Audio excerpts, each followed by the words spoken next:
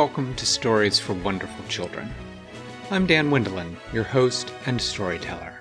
For many years, I improvised a new bedtime story for my children every night.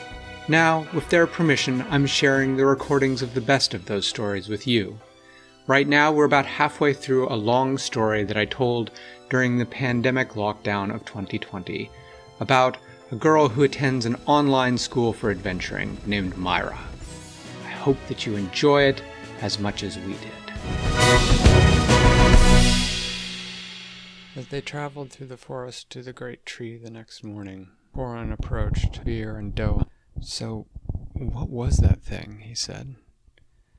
Doa shrugged. "One of the fae that haunts the forest," she said. "They pose no danger to my people, but you are fortunate that we are with you. Humans are not meant to wander the deep forest alone. It is not your place." "Okay," said Corin, "but what would have happened if you hadn't come?" Veer regarded him for a moment as they walked. "Why do you ask?" he said. Corin shrugged. "I don't know," he said. "Morbid curiosity?" Doa shrugged also, an emotion that strangely mirrored Veer's. "An emotion perhaps best to be avoided," she said. And then they said no more. Corin sort of humphed and dropped back to walk next to Myra. "What do you think?" he said. Myra looked over at him. "I think," she said, "that I'll be glad when we've got this done and are back on campus. I feel like," she looked around and sort of shivered, "like what they said, this is not our place." "Yeah," said Corin. "Well, I'm going to walk point with Doa and Veer," and he walked up to join the two weredeer. Myra dropped back to walk next to Chelsea and Antoine, and Tweety was bringing up the far rear. "So," said Myra, "you ready to do some burgling?" Antoine smiled at her. "I suppose," he said. "I was kind of hoping that we would just get there and the tree would, just hand us the shears and we would all go home. Or better yet, maybe they would touch the shears and I would be magically transported back to my own bed. What do you think the odds are of that?" "Very low," said Chelsea. Antoine sighed. "Magic items are never really good for what you really would like them to do, like making you cinnamon rolls or transporting you back to your warm bed." Chelsea said, "I don't know. Maybe they'll help us save the world. It seems like that's a more appropriate task for a magic item than getting you back to your bed. You can get yourself back to your bed." Antoine shrugged. "I suppose," he said, "but it's an awfully long walk." The morning passed, fortunately, fairly uneventfully. No more fae, no more wargs. And as noon approached, Myra began to hear a far-off sound like water running, sort of a rushing sound, as if wind were blowing through the canopy above them, which it was not. And just as she was starting to wonder when they would be stopping for lunch, she saw their two scout deer headed back toward them together, both Broken Horn and Fluffy Tail. Ran up, and Veer and Doa stopped to confer with them, and then motioned for the others to approach. They did. They all sat in a large circle on the forest floor. Veer said, "Well, that sound you've been hearing, that's the movement of the great tree, the rustling of its thousands of branches. And," said Doa, "the string demon is there. They are fighting, as they frequently are around this time of day." "So," said Veer, "we will stop here and have lunch and formulate our plan." And so that's what they did. They sat down, they had lunch. Myra said, "Well, what's the plan?" Doa said, "Well, our part of this is over. We have gotten you safely to the tree, and we can answer your questions. But we do not know a way for you to safely retrieve the shears, nor even know if they are there." "Right," said Myra. "So," she looked over at her friends, "what do we do now?" "Like you said," said Antoine, "it's burgling time." "Sneakers we are, huh?" said Tweety. "Time to do some sneaking." "I don't know how we sneak past a string demon. It's broad daylight," Myra replied.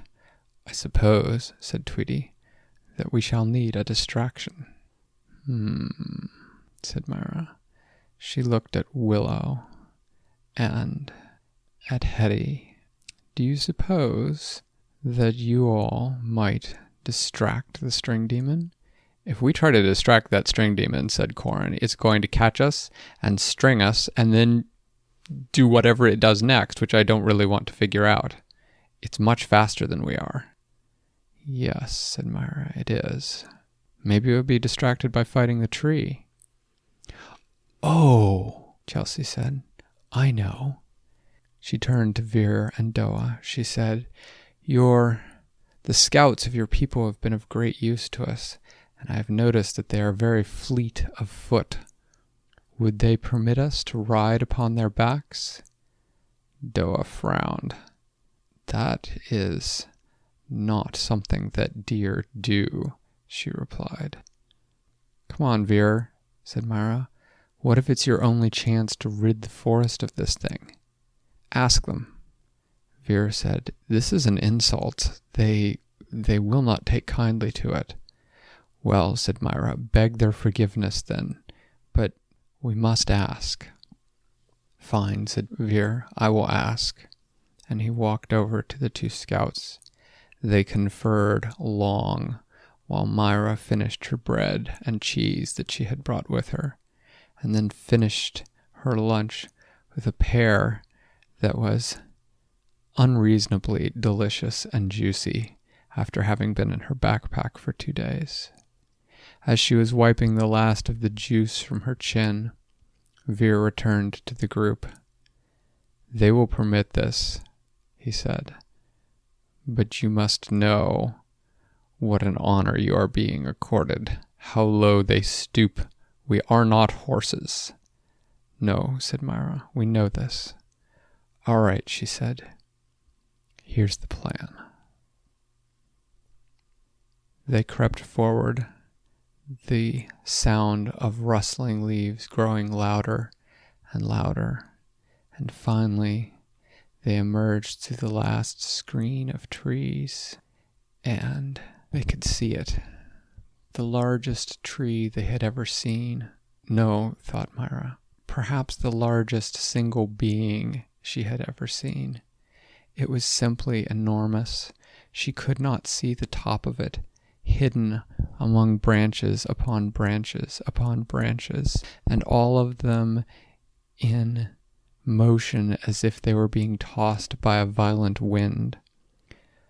But all of that violence was directed at the creature, which was spinning its way through the branches, jumping from one side of the tree to the other, trying to tie it down with strings that came from its dozen gaping spinnerets. But as fast as the string demon spun string, the tree's branches snapped it and shed it and swung, sometimes connecting with the string demon, sometimes knocking it across the clearing into another tree, but always it bounced back to its feet and rushed back into the fray. It was truly a terrible sight to behold, no less frightening in the full brilliance of the noonday than it had been in the moonlight when Myra had last seen it. The only good thing was that it seemed oblivious to their presence, and so Myra nodded to her friends. The 2 deer ran into the clearing at full, Myra wanted to say gallop, but knew that the deer would not appreciate her using that horsey word on them, so she substituted speed. Willow and Hetty were on their backs, and magic unfamiliar to Myra sparkled from their outstretched fingertips and hit the string demon as it leapt towards the tree again. The magic knocked it off course, and it landed on the other side of the clearing in a sprawl. Myra was surprised to see that it actually looked a little stunned. It took it just a moment longer to spring back to its feet, but when it did, It rushed, not at the tree, but at her friends. But the deer were already across the clearing and disappearing into the trees, the string demon following them. Myra looked up to see Willow circling above in the form of a great bird. Turning and following the string demon, Willow would warn them if it was returning. And with that, the four burst into the clearing, running towards the great tree. Myra did not know what was going to happen next, but as she ran, she shouted, "Oh, great tree, please don't kill us. We are here to retrieve your charge, so that we may rid your forest of the string demon. Please allow us to climb you." And as she said the last of this, she reached the bark and began to scale the tree, her fingers finding knots and handholds as they scaled, the four of them, one on each side. She was rather surprised to see that Tweety climbed faster than any of them, Tweety's hands and feet shifting into little rocks and sand that fit into all the crevices of the tree. One by one they branched off as they reached great branches that they stopped climbing and ran along to explore. But Myra continued up, Tweety on the other side of the tree. Myra saw a great knothole in the tree in front of her. She said, "I'm checking this out, Tweety. Go farther up." And she heard Tweety yell from the other side of the tree. "Will do." Myra stepped into the knothole. She did not even have to stoop, although it took a moment for her eyes to adjust to the dimness. The knothole was empty. She was about to turn and leave when she thought, "Wait." She turned back. In front of her was simply smooth wood. She leaned in. It was wrong. What was wrong about it? And then she realized the grain of the wood was running right to left, not up and down like it should inside a living tree. She reached out her hand and pressed against it, and found that her hand went through it, and she stepped forward through the illusion of solid wood and into an even smaller chamber. And there, in front of her, was a small pair of sewing shears. She had expected an item of power to be huge or glowing or made of precious metals, but these shears just looked like plain steel. No fancy decorations, no runes or inscriptions, but she knew as soon as she saw them, that they had found what they were looking for. She picked them up and put them into the pouch on her belt and stepped back out of the knothole. She yelled for her friends, "I have them, let's go!" And they started climbing down the tree.